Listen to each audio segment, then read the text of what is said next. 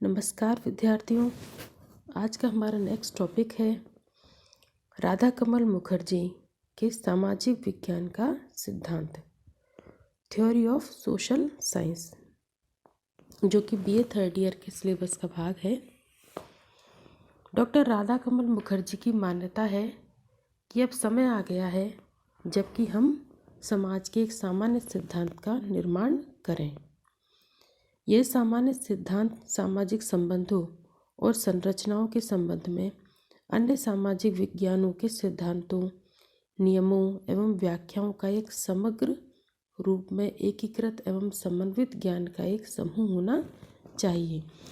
यानी सामाजिक विज्ञान के सिद्धांत के अंतर्गत उन्होंने कहा है कि समाज के एक सामान्य सिद्धांत का निर्माण होना चाहिए, जिसके अंतर्गत सामाजिक संबंधों, सामाजिक संरचनाओं तथा सामाजिक विज्ञानों, नियम, व्याख्याओं का एक एकीकृत और समन्वित रूप या समूह होना चाहिए। समाज का एक सामान्य सिद्धांत का निर्माण क्यों किया जाए, इस प्रश्न का उत्तर डॉक्टर मुखर्जी ने दिया है और कहा है कि सभी सामाजिक विज्ञान सामाजिक जीवन के अलग अलग पहलुओं से ही अपने को जुड़ा रखेंगे तो समाज का एक समग्र रूप और समाज का एक सामान्य सिद्धांत विकसित नहीं हो पाएगा। डॉक्टर मुखर्जी कहते हैं कि समाज अंतः संबंधित वास्तविकताओं की एक समग्रता है। यानी समाज का एक सामान्य सिद्धांत होना चाहिए। यदि सभी विज्ञान या सभी सामाजिक विज्ञान अलग अलग पहलुओं से ही जुड़े रहेंगे तो समाज का एक समग्र रूप यानी एकीकृत रूप या समाज का एक सामान्य सिद्धांत विकसित नहीं हो पाएगा। यह विभाजन योग्य नहीं है वरन एक अखंड अवस्था है। इसलिए समाज के विषय में वास्तविक ज्ञान तभी हो सकता है जब हम समाज का एक समग्रता के रूप में उसकी आदतों, मूल्यों, प्रतीकों का अध्ययन करें और एक सामान्य सिद्धांत का प्रतिपादन करें। कहने का तात्पर्य यह है कि डॉक्टर राधा कमल मुखर्जी ने कहा है कि समाज का एक सामान्य सिद्धांत होना चाहिए। यह एक अखंड व्यवस्था है, इसका विभाजन नहीं किया जा सकता है और समाज के विषय में वास्तविक ज्ञान तभी प्राप्त हो सकता है जब इसका अध्ययन हम समग्रता के रूप में करें। डॉक्टर मुखर्जी कहते हैं कि समाज के सामान्य सिद्धांत के निर्माण के लिए सामाजिक तथ्यों, सामाजिक संबंधों एवं अनुभवों की सामान्यता को औपचारिक प्रतिमानों एवं तर्कयुक्त क्रमबद्धता के रूप में देखा जाए। सभी सामाजिक संबंधों और संस्थाओं को हम मानव की मूलभूत इच्छाओं और संवेगों के संदर्भ में ही समझ सकते हैं।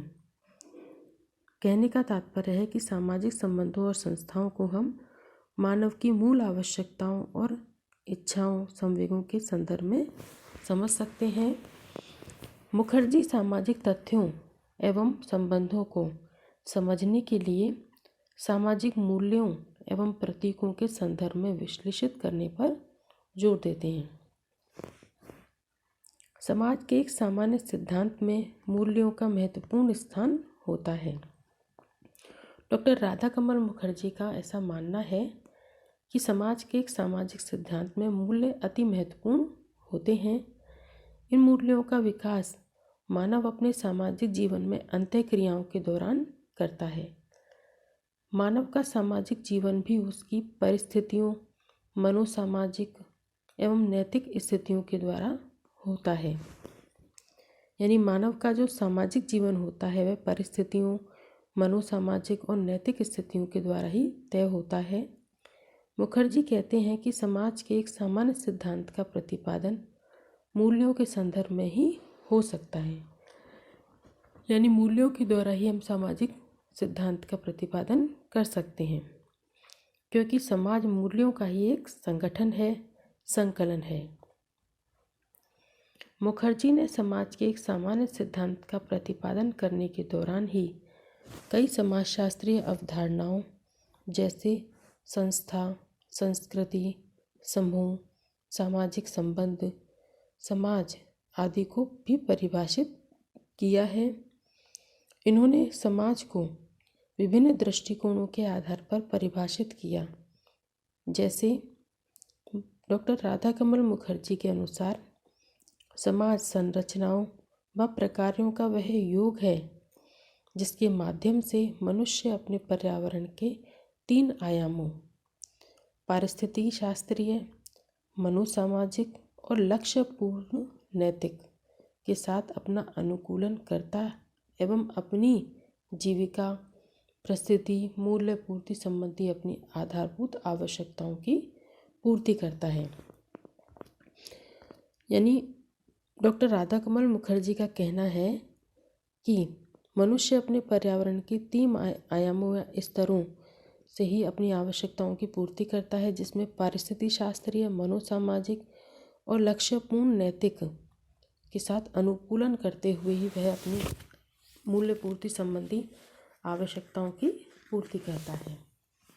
डॉक्टर मुखर्जी ऐसा कहते हैं कि पारिस्थितिकी विज्ञान की दृष्टि से समाज एक प्रदेश है, अर्थशास्त्र की दृष्टि से समाज एक वर्ग है, समाजशास्त्रीय दृष्टि से समाज एक संस्था है और नैतिक दृष्टि से समाज आदर्श मूल्यों, चरित्र निर्माण, अनुरक्षण के लिए सहभागिता या समागम है।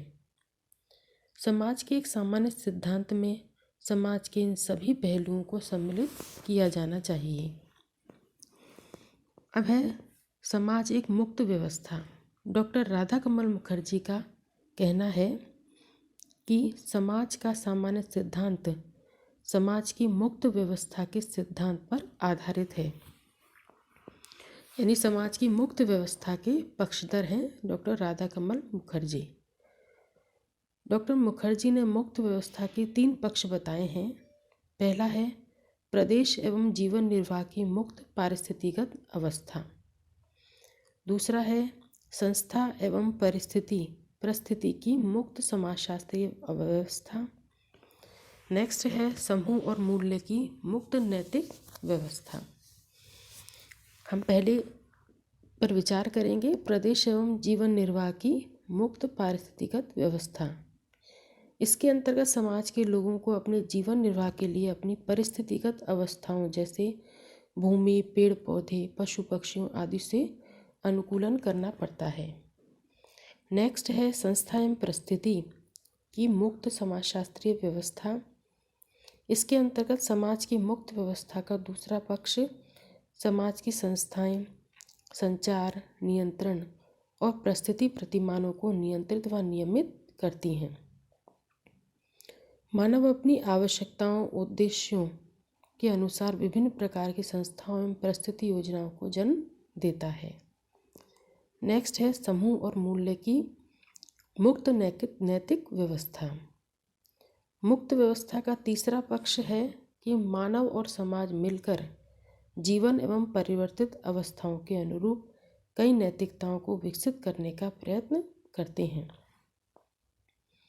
डॉक्टर मुखर्जी ने उन प्रकारों का भी उल्लेख किया है जो एक समाज को अपने अस्तित्व के लिए नियमित रूप से पूरे करते रहना चाहिए।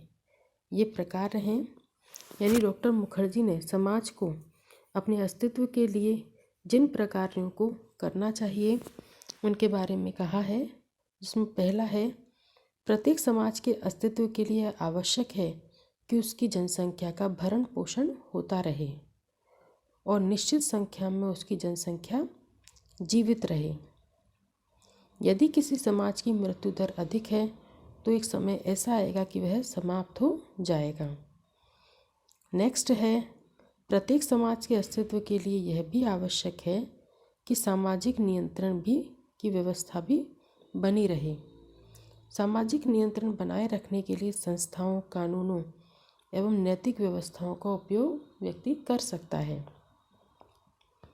इसके बाद है समाज के अस्तित्व के लिए आवश्यक है कि वह जीवन के उचित मूल्यों, सेवाओं और वस्तुओं का चयन कर उनका वितरण एवं उपभोग करे, उनका उचित जीवन स्तर बनाए रखे।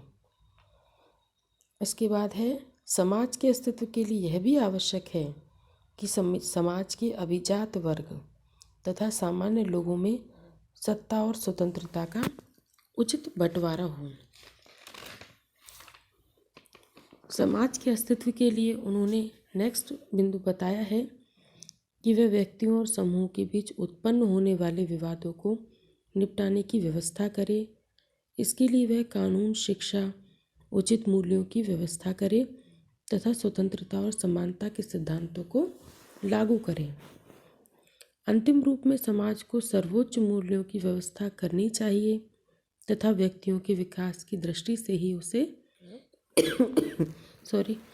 उसे सामाजिक, आर्थिक व राजनीतिक संस्थाओं, परिस्थिति, प्रतिष्ठा, विशेषाधिकारों, स्वतंत्रता, प्रतिबंधों आदि की विवेचना व्यक्ति के विकास के संदर्भ में ही की जानी चाहिए। यानी समाज को सर्वोच्च मूल्यों की व्यवस्था करनी चाहिए जिससे कि व्यक्ति के विकास की दृष्टि से सामाजिक, आर्थिक, राजनीतिक अधिकार एवं कर्तव्यों की विवेचना व्यक्ति के विकास के संदर्भ में की जा सकती है। इस प्रकार मुखर्जी समाज की एक बंद व्यवस्था के स्थान पर मुक्त व्यवस्था के समर्थक हैं। यानी डॉक्टर राधाकमल मुखर्जी ऐसा मानते हैं कि समाज की व्यवस्था बंद नहीं बल्कि एक मुक्त व्यवस्था होनी चाहिए। वे मुक्त व्यवस्था के समर्थक हैं और अपनी सामाजिक विज्ञान के सिद्धांत में उन्होंने अपने इन्हीं विचारों को प्रस्तुत किया है। क्योंकि बंद व्यवस्था में मानव एवं समाज की प्रगति व गतिशीलता समाप्त हो जाती है या दब जाती है, इसीलिए मानव की सृजनात्मक प्रवृत्तियों को समुचित प्रोत्साहन नहीं मिल पाता है। यानी मनुष्य के विकास के लिए सामाजिक व्यवस्था बंद नहीं बल्कि मुक्त होनी चाहिए जिससे मनुष्य की प्रगति एवं गतिशीलता बढ़ सके और सृजनात्मक प्रवृत्तियों को समुचित प्रोत्साहन मिल सके। उम्मीद है ये टॉपिक आपको समझ में आया होगा। धन्यवाद।